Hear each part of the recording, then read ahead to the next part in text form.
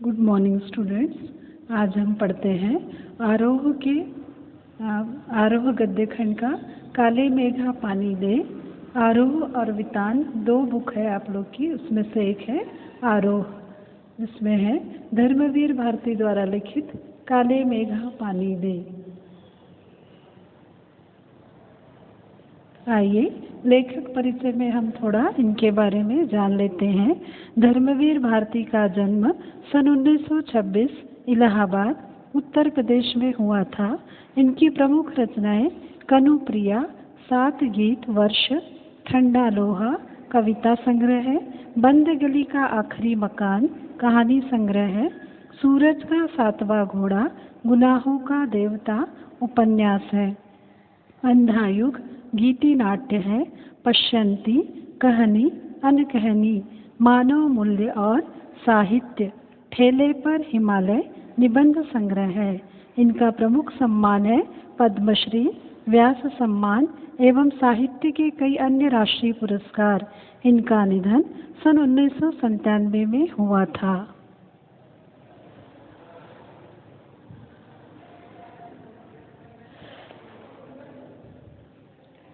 आइए अब पढ़ते हैं काले मेघा पानी दे इस लेसन के बारे में, जिसमें बताया है कि एक गांव के जो बच्चे होते हैं जिनकी एक मंडली थी, इंदर सेना या उसे मेंढक मंडली भी कहा जाता था। ये 16 से 18 वर्ष के लड़के थे।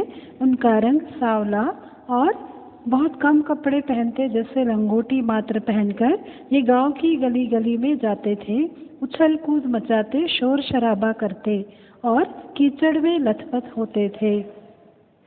और साथ में जब ये साथ में एक साथ जाते थे इनकी टोली, तो ये जयकारा भी लगाते थे, बोल गंगा मैया की जय।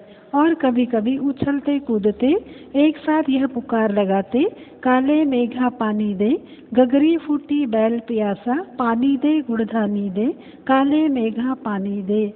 इस तरह उछलते कूदते एक दूसरे को ढकेलते ये लोग गली मोहल्ले में पानी की पुकार करते हैं। लोग भी कहते थे कि इंदर सेना आई है। और जेठ और आषाढ़ के उन सूखे दिनों में जहाँ पानी की कमी होती थी, कुएं सूखे हैं, घरों में पानी नहीं है, फिर भी लोग जो पानी है, बाल्टी भर पानी या घड़े में भरा पीने का पानी इन पर डालते थे। ऐसा करने से उनका कहना था कि पानी के बदले में पानी मिलेगा और ये लोग बड़े खुश होते थे। बोल गंगा मैया की जय ऐसा पैर लगाते हुए ये आगे बढ़ जाते थे। जेठ की गर्मी में जहाँ पानी के लिए लोग तरस रहे थे, ऐसे समय जहाँ कुएं सूखने लगते हैं, नलों में पानी कम आता है, लेकिन ये लोग पानी की पुकार करते हुए हर घर घर में जाते थे।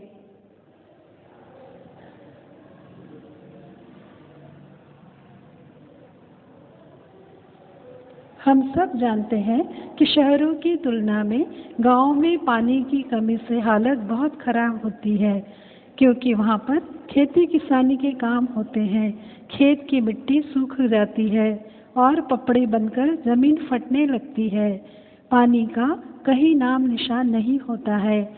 जानवर प्यास से मरने लगते हैं और अंत में यही उपाय गांव वालों को नजर आता है कि इंद्र सेना जब भी निकलेगी उस पर पानी फेंका जाए, इससे इंद्र देवता प्रसन्न होंगे और फिर वर्षा होगी। और इस तरह ये बच्चे बड़े खुश होते थे और मेघों की पुकार करते हुए ये गली गली घूमते थे। इस तरह पानी की निर्मम बर्बादी देखते ही बनती थी। हमारे देश में इसी तरह के अंधविश्वास भरे पड़े हैं।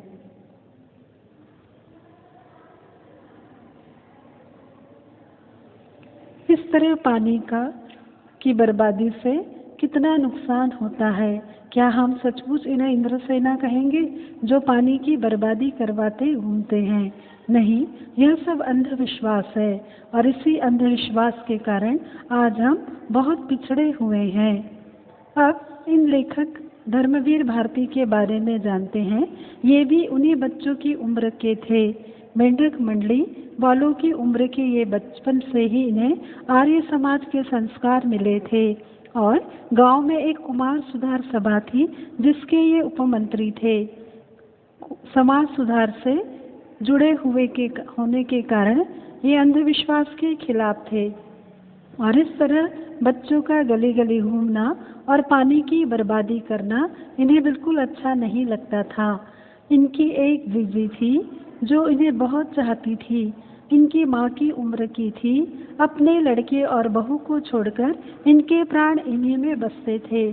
जितने भी रीति रिवाज, तीज त्योहार, पूजा अनुष्ठान होते थे, कुमार सुधार सभा का उपमंत्री अंधविश्वास जिसे कहता था, लेकिन जीजी उसे बहुत मानती थी। जितने भी झांकियाँ बनती थी या पंजरी बांटने का काम हो, जीजी इन्हें ही उसमें व्यस्त कर देती थी। इस तरह जीजी ये सब इनके हाथों से कराकर उनका मानना था कि सारा पुण्य मुझे ही मिलना चाहिए। लेकिन मेंढक मंडली की इस तरह पानी की बर्बादी इन्हें बिल्कुल पसंद नहीं थी, लेकिन जीजी इसके खिलाफ थी। जब भी ये मना करते, जीजी जरूर उन पर पानी फेंका करती थी। इनके गुस्सा होने पर वह उन्हें प्रसाद के रूप में लड्डू मठरी खिलाकर चाहती थी कि ये क्रोधित ना हों।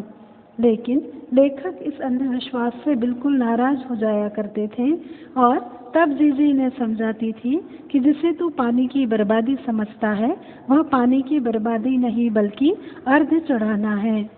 जिस तरह मनुष्य कुछ पाना चाहता है तो उसके पहले कुछ दिया जाता है और हमारी भारतीय संस्कृति में ऋषि मुनियों ने दान को बड़ा ऊंचा समझा है।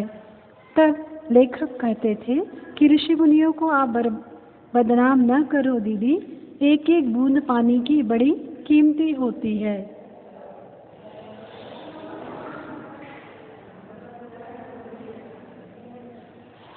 जीजी कुछ देर तो चुप रहती है, लेकिन फिर उन्हें कहती है कि देखो, त्याग के बिना जीवन का कोई महत्व नहीं होता।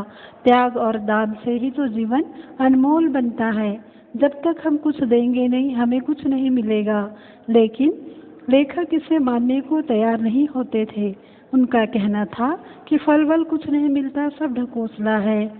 इसके लिए तो हमें पानी को बचाना पड़ेगा और इसलिए पढ़े लिखे लेखक जीजी से कहते हैं।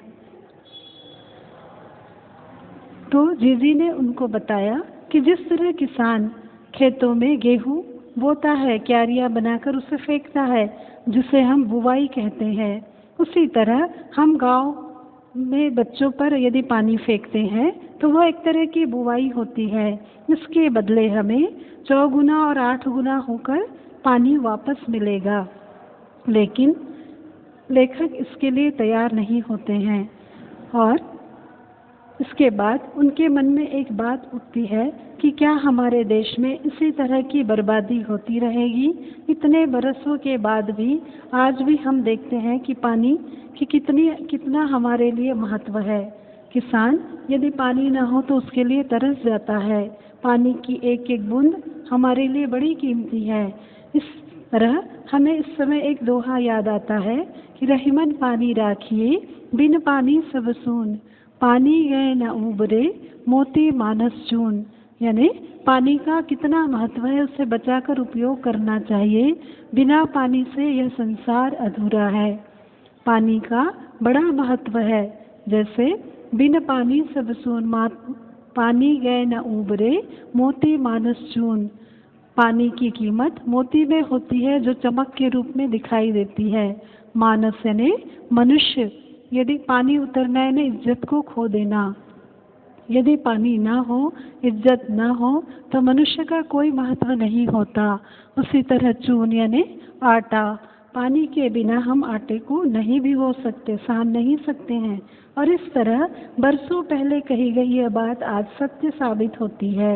यदि पानी ना हो, काले मेघा यदि नहीं उमड़ते हैं, पानी झमाझम नहीं बरसता है, तो गगरी फूटी की फूटी रह जाती है, बैल प्यासे के प्यासे रह जाते हैं। इस स्थिति को हम कब सुधारेंगे? इसके लिए हमें जागरूक होना पड़ेगा। लोगों को इसका महत्व समझाना होगा। Thank you. Stay home, stay safe.